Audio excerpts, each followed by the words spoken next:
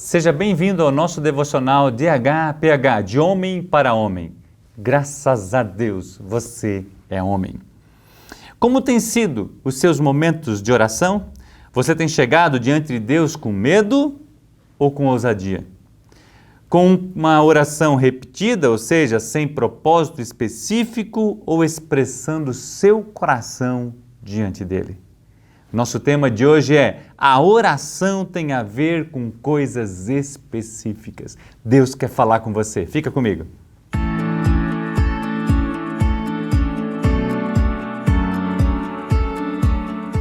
As nossas orações não têm a ver com chavões, palavras bem elaboradas, com a nossa sabedoria ou ainda com repetições mecânicas. Jesus nos fala em Mateus capítulo 6, versículos 5 a 8, assim: "E quando orares, não sereis como os hipócritas, porque gostam de orar em pé nas sinagogas e nos cantos das praças, para serem vistos pelos homens. Em verdade vos digo que eles já receberam a sua recompensa.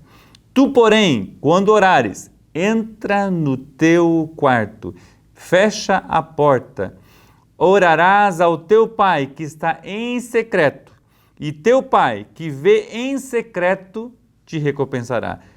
E orando, não useis de vãs repetições como os gentios, porque presumem que pelo seu muito falar serão ouvidos. Não vos assemelheis, pois, a eles, porque Deus, o vosso Pai, sabe do que tendes necessidade antes mesmo que você faça o seu pedido." Uau! O Senhor conhece o nosso coração. Ele sabe o que precisamos, nossos sonhos e objetivos, assim como os nossos anseios. O que Ele deseja é que reconheçamos de coração que precisamos dEle e nos acheguemos a Ele com um coração humilde, quebrantado, mas ao mesmo tempo com ousadia.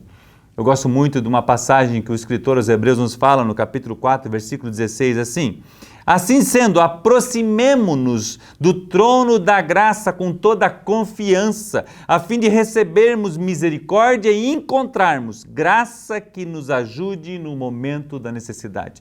Ou seja, Deus é Pai, e para o Pai a gente pode chegar com ousadia, com um coração humilde, com um coração quebrantado, sabendo que a gente precisa do favor dEle, da graça dEle, da sabedoria dEle, da misericórdia dEle, mas eu não preciso chegar com medo. Eu posso chegar diante dEle com um coração tranquilo, porque Ele é Pai. Ele é amor. Nós falamos isso no devocional anterior. Gary Mateus compartilha nesse devocional o porquê reverenciamos muitos homens e mulheres que foram gigantes em oração e, consequentemente, marcaram suas gerações, e até nós somos, de certa forma, influenciados pela atitude de oração que esses homens e mulheres nos ensinaram. Nós até lançamos um livro na Universidade da Família, as orações respondidas, de George Miller. Ou seja, Deus responde a nossa oração, porque chegam diante de Deus com humildade, mas com mesmo tempo com ousadia. Ele é o nosso Pai. Ele deseja suprir todas as nossas necessidades, mas creio que Ele tem muito mais que as nossas próprias necessidades para suprir. Ele quer que sejamos ousados nele. Quando somos ousados nele, é como se fôssemos diretamente com o nosso coração ao coração do nosso Pai. Uau! Davi fala ousadamente: "Você vem a mim com espada e com lança, mas eu vou a ti em nome do Senhor dos Exércitos." Que oração, hein? Gigante está lá com toda aquela afronta, ele sim: "Você vem a mim com a espada, com as suas armas, com as suas habilidades, mas eu vou a ti em nome do Senhor dos Exércitos." Davi também tinha habilidade, Davi era guerreiro, Davi sabia como lutar, mas ele não confiava na sua própria força. Ele estava orando e dizendo assim: "Deus, vem comigo, eu vou em ti em nome do Senhor dos Exércitos." Daniel orava 3 vezes ao dia a Deus, e Deus chega a dizer numa das perguntas, numa das orações que Daniel faz a ele, e eu acho isso fantástico, está escrito lá no capítulo 11 e no capítulo 12 de Daniel, que quando Daniel faz um pedido a Deus, Deus fala assim: "Daniel, eu já enviei a resposta para você no primeiro dia, porque tu és um filho muito amado, tu és um servo muito amado." Por quê? Porque Daniel tinha intimidade com Deus. Daniel dedicava a vida em oração. A Bíblia fala que ele orava 3 vezes ao dia, todos os dias, pela manhã, ao meio-dia e à noite. A Bíblia fala que ele tinha uma janela que estava direcionada para Jerusalém. Por quê? Porque Daniel também era um homem que conhecia as Escrituras Sagradas. E a Bíblia fala lá na oração de Salomão, dizendo assim: cada vez que vocês estiverem refugiados, que vocês estiverem sofrendo alguma consequência da atitude errada que vocês fizeram, e vocês forem perseguidos, e vocês orarem em direção a Jerusalém, eu descerei do céu e enviarei a resposta para vocês. Então Daniel, ele estava usando de um artifício. Por quê? Porque a oração dele tinha um sentido, tinha um propósito. Então ele olhava pela janela para Jerusalém e orava ao seu Deus. Jesus menciona: Pai, eu sei que tu me amas. A Bíblia fala que Jesus passava muitos momentos em oração. Eu estou falando de Jesus na figura de homem. Ele passava noites em oração. Só que a oração precisa ter um sentido, não é para a gente ficar com vãs repetições, repete toda a vida a mesma coisa, ou orar em voz alta somente para que as pessoas apareçam, saibam que você está orando. Não, Deus enxerga o coração. Lembra de Samuel? Quando Samuel olhou para Eliabe e viu aquele homem forte, aquele homem grande, ele pensou, esse é o rei que Deus quer levantar. E Deus responde: você olha o exterior, mas eu olho o coração.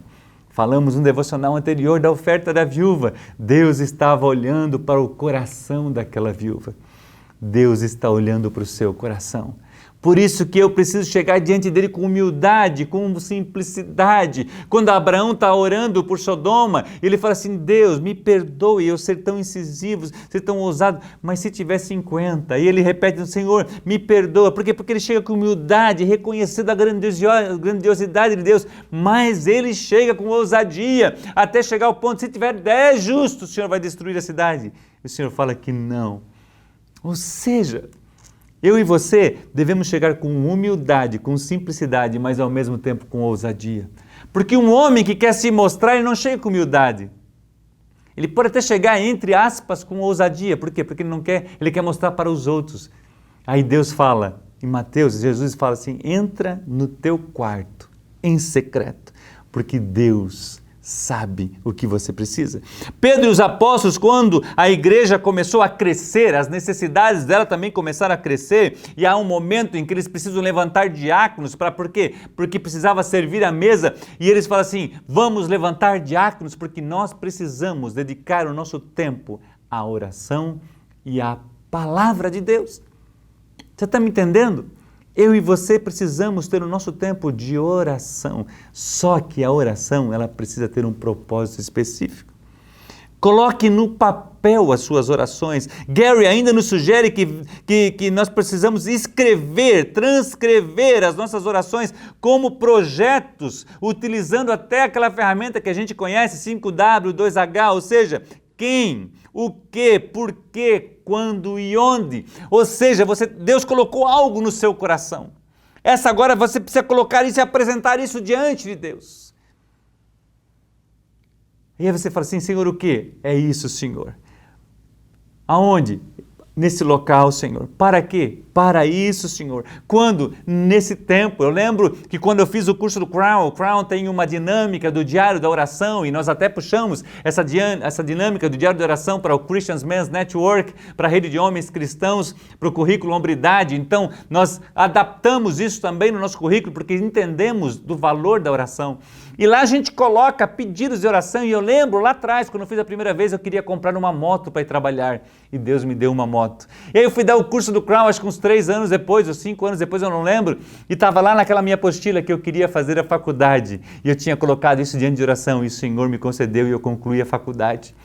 Ou seja, quando você coloca no papel a oração, você coloca com uma forma intencional, você está escrevendo: Deus, eu quero alcançar esse objetivo. O Senhor coloca no seu coração um desejo, e agora você apresenta isso diante de Deus. Salomão faz algo realmente fantástico, Porque ele chega lá em 1 Reis, capítulo 3, versículo 10, ele fala assim: dá-me agora sabedoria e conhecimento para conduzi-lo, esse povo, com competência, pois quem seria capaz de governar uma tão grande nação como esta? Ou seja, Deus chega para Salomão e pede assim: pede-me o que tu queres. Ele podia pedir riquezas, ele podia pedir tantas coisas, mas ele fala: Senhor, me dê sabedoria. Agora, sabedoria para quê? Para conduzir esse povo. Porque às vezes a gente pede sabedoria para Deus, e Tiago escreve isso, que quem quer sabedoria peça a Deus que lhe dará e não pedirá nada em troca, mas sabedoria para quê? Fala para o Senhor o teu projeto, escreve o teu projeto, seja com os seus filhos, seja com a sua esposa, seja para você mesmo, seja para a sua igreja, seja para a sua cidade, seja para a nossa nação, seja usado no Senhor. Ah, mas eu tenho um projeto para o mundo, apresente ao Senhor. Deus também tinha um projeto para o mundo. Jesus veio, ele começou com 12 discípulos, e esses 12 discípulos fizeram discípulos, e eu e você fomos alcançados. Ei, pense grande, comece pequeno, faça rápido, escreva os seus pedidos de oração, converse com a sua esposa, use as ferramentas da palavra de Deus, ore em acordo com a sua esposa, com os seus filhos, ore no seu grupo de homens, coloque o seu projeto para a sua cidade, apresente isso diante de Deus. Deus vai enviar todos os recursos que você precisa. Craig Hill escreve no livro 5 Segredos da Riqueza, dizendo sobre a visão. Quando você tem uma visão, Deus vai enviar a provisão. Como Deus vai enviar para um homem que não tem visão? Então coloque a sua visão no papel, escreva, Deus vai te dar todas as ferramentas para você alcançar lá.